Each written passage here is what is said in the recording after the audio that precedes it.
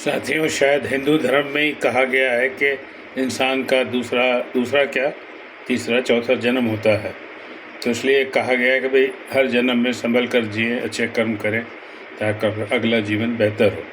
इस जीवन में तो ठीक है, कर्मों के हिसाब से इंसान गरीब भी बना है, हुआ है, अमीर भी हुआ है। तो इसलिए अपना कर्म का ध्यान रखें हम लोग। उससे बड़ी चीज़ है, लोग कई बार ठीक है, तकदीर है, एक किस्मत है जो आपके कर्मों से बनती है, तो भी एक अच्छी चीज़ है कि आप कर्मों के हिसाब से आपको जो किस्मत मिली है उससे संतुष्ट रहिए। लेकिन उसके अकेले उसके भरोसे क्यों रहना है? ठीक है, जो ईश्वर ने बना दी तकदीर बना दी, लेकिन उसके साथ एक दिमाग और दो हाथ भी तो दिए हैं आपको, वो भी तो आप चला के आगे बढ़ सकते हैं, बशर्ते सच्चाई, ईमानदारी, कर्म अच्छे हों आपके। उन दो हाथों से और दिमाग से आप कहाँ नहीं पहुँच सकते।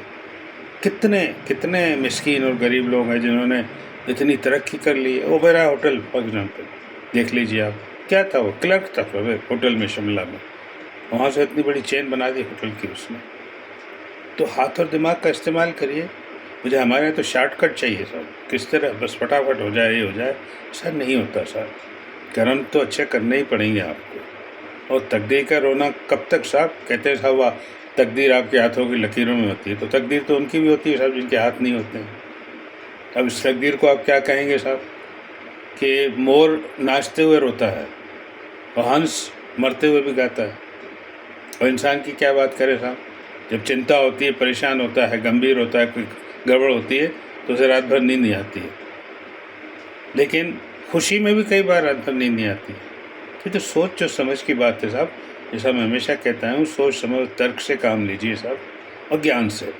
ज्ञान बहुत है, पढ़ते भी हैं लेकिन उठाते नहीं हैं। उठाना भी शुरू कर दीजिए ज्ञान को साहब। आप अपनी तकदीर खुद अपने हाथों से बदल सकते हैं साहब, 110%, बशर्ते साधन सही। Thank you.